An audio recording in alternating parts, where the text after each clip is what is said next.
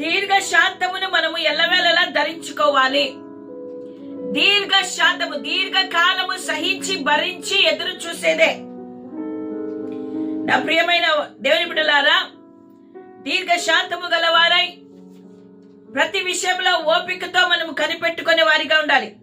ఎఫెసీయులకు రాసిన పత్రిక 4వ అధ్యాయం 1-6 వచనాలలో కూడా సమాధానము బంధము చేత ఆత్మ కలిగించు ఐక్యమును కాపాడుకొనుట యందు శ్రద్ధ కలిగిన వారమై ప్రేమతో ఒకరినొకడు సహించుచు మీరు పిలువబడిన పిలుపునకు తగినట్టుగా దీర్ఘ శాంతముతో కూడిన సంపూర్ణ వినయముతోను సాత్వికముతోను నడుచుకొనవలెను.